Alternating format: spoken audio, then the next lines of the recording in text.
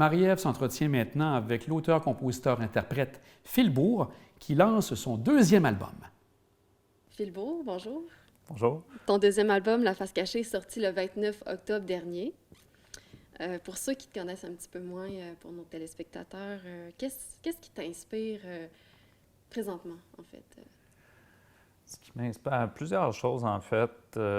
Principalement, je dirais que mon moteur principal, c'est vraiment l'injustice, autant fiscale que sociale. C'est vraiment les inégalités grandissantes,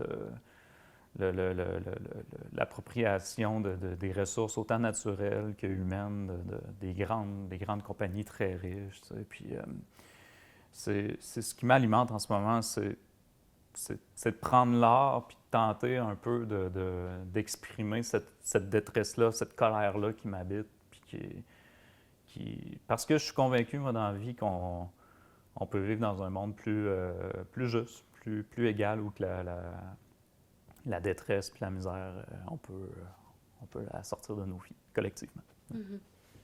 Donc, comme moteur de création, on parle quand même d'émotion, de la colère aussi. Est-ce qu'il y aurait d'autres aspects qui t'inspirent dans ton art engagé, tu aimerais mentionner? À part, tu sais, ça, je pense que je suis foncièrement un humaniste. Là, c'est les valeurs qui m'habitent puis que j'ai envie de communiquer. Maintenant, tu sais, comment dire, l'art pour moi, je crois que c'est quelque chose que j'ai choisi en fin de compte. Tu sais, plutôt, je pense que j'aurais pu faire plein d'autres choses dans la vie, mais l'art, je trouve que c'est un des meilleurs véhicules pour créer une étincelle. Tu sais, moi, je suis beaucoup inspiré du refus global, entre autres. Puis je suis convaincu que si les artistes étaient encore plus engagés, qu'on se mettait en collaboration pour exiger un monde meilleur, je crois que le politique suivrait, le journalisme suivrait, l'entrepreneuriat suivrait, tu sais, tous les grands postes de pouvoir suivraient. Donc, c'est vraiment ça qui alimente mon art en ce moment. Merci. Comment décrirais-tu l'univers de cet album-là, particulièrement, La Face Cachée?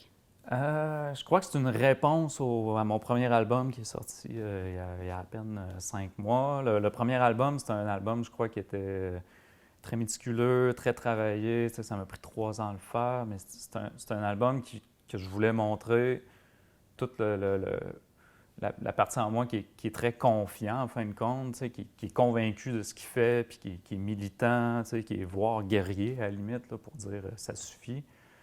Mais c'était important pour moi aussi de montrer une autre facette de moi-même. Puis, donc, oui, la moitié du temps, je suis confiant, mais l'autre moitié du temps, je me demande vraiment pourquoi je fais ça un peu dans la vie. Puis je me demande si ça vaut la peine, si c'est de l'acharnement.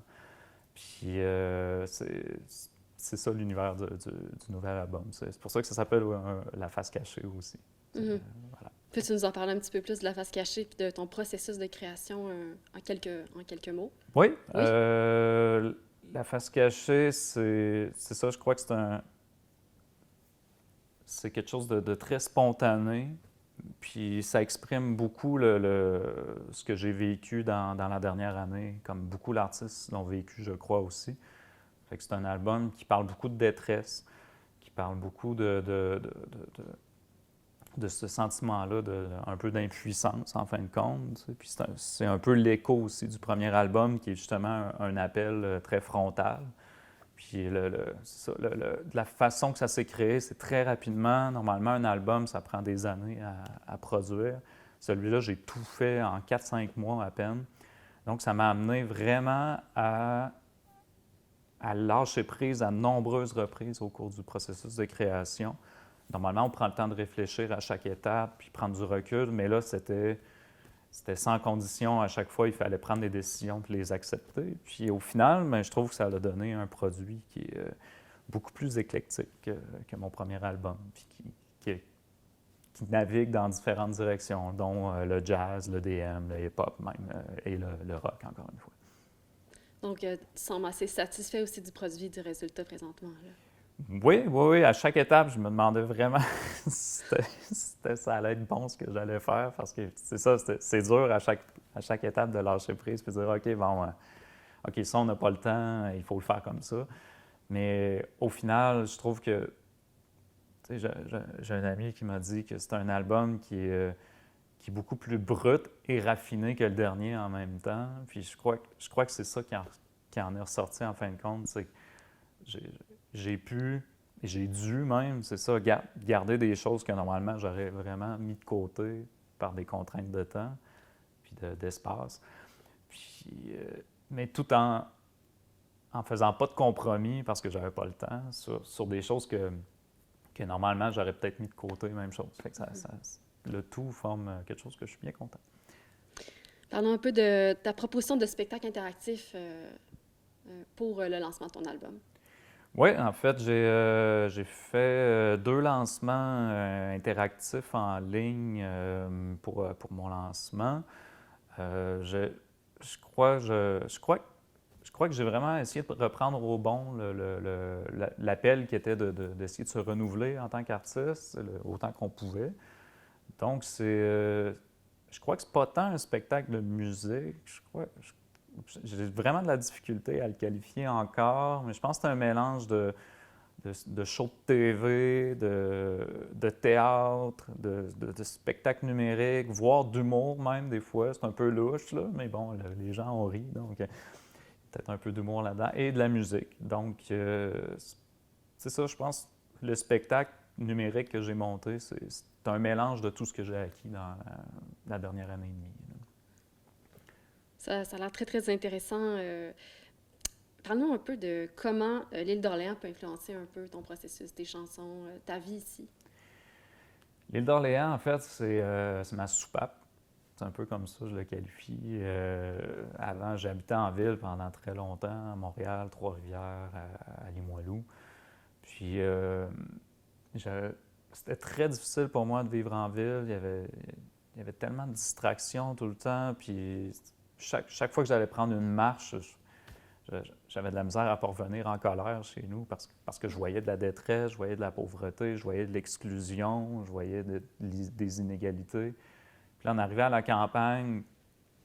Bien, maintenant, j'ai toujours accès à ça quand même grâce à l'actualité. Tu sais, ça me permet de me tenir au courant. Mais au moins maintenant, je peux sortir dehors, aller prendre une marche, puis voilà, c'est vraiment ma soupape, l'île d'Orléans. C'est ce qui me permet de rester à moitié calme, on va dire. Dis-nous à quel endroit on peut se procurer ton album présentement, La Face Cachée. Ben, il est disponible numériquement sur toutes les plateformes, Spotify et compagnie, Cube Musique. Sinon, je fais la prévente de disques vinyles sur mon site web, philbeau.ca. Et je fais aussi, en fait, j'ai commandé une œuvre monumentale de 10 mètres par 48 pouces à l'artiste Nathalie Tremblay et qui représente l'univers des 2 premiers albums. C'est une fresque de style Rosa Luxembourg de Riopelle. Puis l'œuvre va être découpée en 133 morceaux uniques. Puis je les offre avec les vinyles que je vends. L'idée derrière tout ça, c'est un peu naïf, là, mais c'est de dire on va donner un morceau unique à chaque personne. Et si les gens veulent revoir l'œuvre entière un jour, ben, ils n'auront pas le choix de se réunir. Ben, merci beaucoup de nous avoir accordé cette entrevue-là ce matin. Merci à vous. C'est un très bon succès à toute la continuité. Merci. Merci.